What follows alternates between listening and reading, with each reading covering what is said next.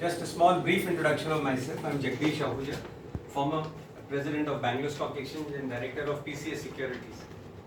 Today I'll be sharing with you some of my expertise in capital markets. I've spent 32 years in capital markets totally, right out of college, 2 buildings away from here.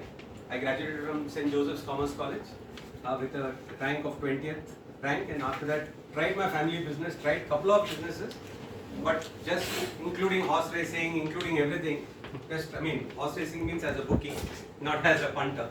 And finally real estate agent is that we had a family dry fruit business, but finally zoned in on stock markets because a friend of mine started doing that and I got very interested in that. So my journey started in 86 being an authorized assistant. Then within 88 I had to buy my own card. By 96 I was a director in Bangalore Stock Exchange. By 2000 I was the president on the same exchange. So that's in brief my small journey. After that I've headed a couple of organizations, maybe 5 more organizations as chairman, president, whatever you can call it. So with that I'd like to give you a small insight on finance, because for me my specialization is that. So as sir said, I would like to give you. Now first of all I would like to ask you one question. What is money for you? What is money for you? Money is something which has value, which you can trade. It has value. Okay. Anybody else? Well, I don't have time, so I'll not go one by one. What is money for you? Anybody? A need. Okay. Exchange. An exchange. Okay. So fine. All are correct, because money is basically nothing but a means to an end. It's not. Money doesn't itself have any purpose, but because it fulfills another purpose, it has value, right? So in the Bible they always say that, they say money is the root of all evil. That's wrong. In the Bible, if you read it, it says the love of money is the root of all evil. So enjoying money and having money is your birthright. Trust me, being wealthy is your birthright. There's a slight difference between being rich and wealthy. Can I share that with you? Yes. Okay. What does rich stand for? More money. No, rich stands for more of. Like, this food is rich in cholesterol, this food is rich in vitamins, this is rich in, protein, eggs are rich in protein, or some mangoes are rich in carbohydrates. Don't we say that? So the word rich means excess of. It doesn't mean anything else, it only means excess of. So at the same time, if I tell you that is rich, and if I tell you what is wealthy, then can I tell you what is wealthy? Yes. Wealthy is when you don't need to bother about the richness. Awesome. You don't need to worry about the money. You don't need to think of whatever, all that. You are gone beyond rich. If you are rich, you are always thinking of your money. You are always thinking that something may happen. You are always there. So would you want to be rich or you want to be wealthy? Wealthy. Wealthy, absolutely. So 2 things in life. Healthy, wealthy. Healthy, wealthy. Healthy, wealthy. That's all you have to do. Okay? Now I'll come to the thing of capital. What you do now is you have capital, right? What is capital? Capital is something which you store and save, correct? And that is the money which is born out of savings. Am I right? So capital has got, or investment has got one unique feature. And can anybody tell me what is that feature which investment has got? Returns. Returns, right? So for me, I will give you an analogy what capital means to me. For me, capital is a seed, a plant which is going to grow. So it's a growing plant, a growing fruit plant. What is capital? Growing fruit. Why is it a growing fruit plant? Because, remember one thing, it's in its genes, it is birthright, its fundamental right is to grow. You put a grass, then you cover it with a road on top. After 6 months, what happens? What happens to the leaf of grass which comes out from the tarmac? It comes out or not? Yes, sir. It comes out, it breaks through. Why does it break through? Because in its genes, growth is there. In its DNA, growth is there. It is not meant just to be underground. It has to come out, it has to grow. So your capital must grow. That is your first and foremost thing, remember. First you work for your money, then your money works for you. What? First we work for our money, then our money should work for us. So what is capital? Capital is that very, very essential spiritual, physical quality which is left after your savings, which you are trusting for what? For what? To grow. Remember that. So if anything which is not growing is not capital. Okay? Okay, now with that I will give you a graduation on the life. How, Kiyosaki also describes this.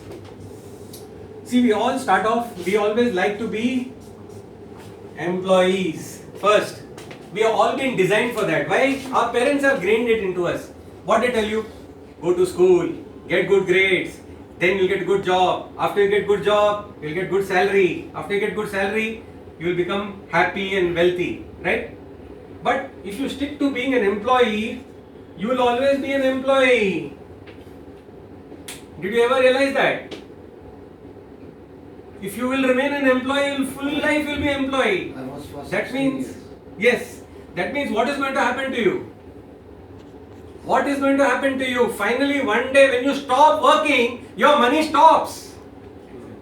So do you want to be here?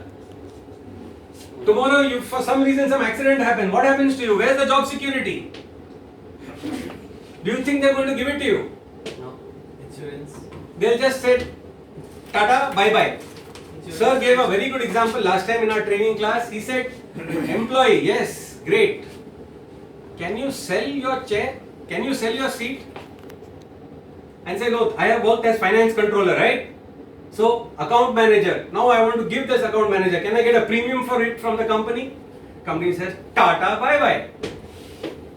So, where is your job security? Nothing, right? So, we have to move from being employee, be an employee, maybe for some time. And then you go into becoming self-employed or a small business owner. So, that means now you are progressing. Got it? So you become an employee, you learn the business what you like, your passion was there, whatever, and then you go into self-employed or a small and become from a self-employed to a small business owner. Say you have 5, 10, 20 employees. Now you've got a business. Okay? So when you have a business, the chance of growth is much more. The chances of taxes, here what happens? Government directly takes away 33%. Yes or no? So high. Yes, the first 2 lakhs you leave, sir, but today's salaries, where I'm talking in the tech sector or wherever, salaries are quite good, 24, 30 lakhs. So when you look at those, you don't save much. Even if you take out the first 2 lakhs, you may at least pay 30%. 1/3. But if you're in business, you get traveling allowance, you get car depreciation, you get conveyance, you got it? You get entertainment expenses, you get business development expenses. So all this really which I am using with my wife and kids, I am also using for my business and I am showing a business expense. So I am enjoying at the same time, not paying the government.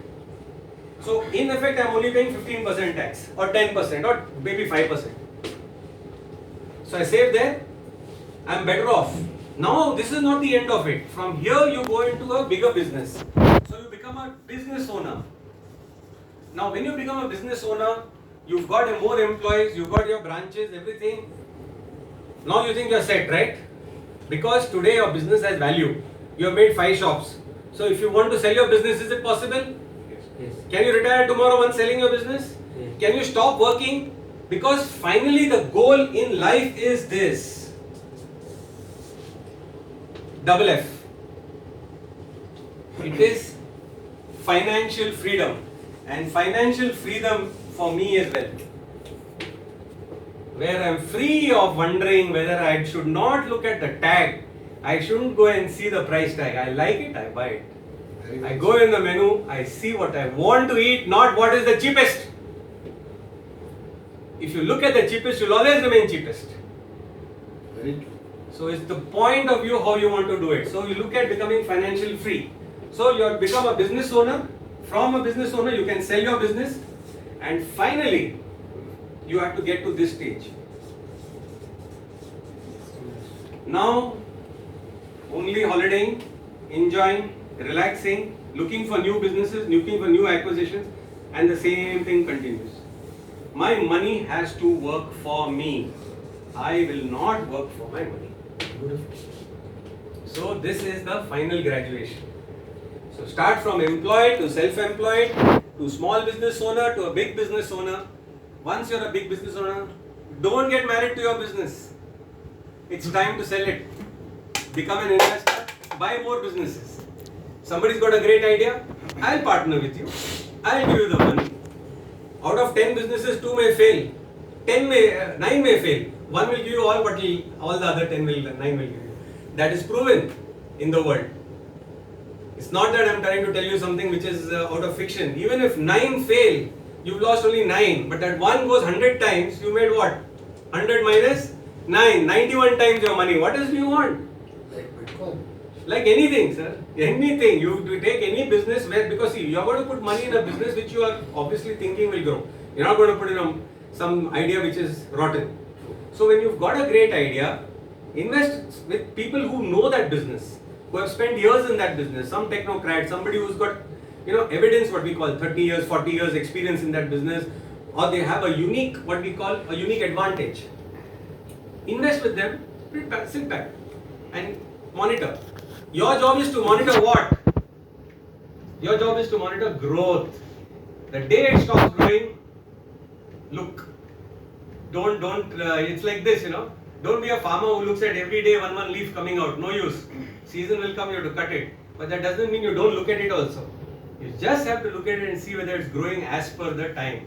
Yes, it is supposed to grow 6 inches, 5.5 inches. You know what I mean? You cannot do it on a daily basis, but on a weekly, monthly basis, you can see the growth. And that is what you need to do. And that's how you'll achieve financial freedom. So all of y'all, from being trainers, you all should have your own training company like sir, and give your start the way it should be done.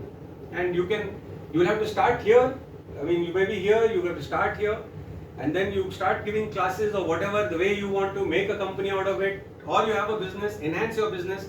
You have somebody who's got a better business, invest with them and relax. So final aim is financial freedom. And with that, I think I've exceeded my time. Thank you very much. You're not.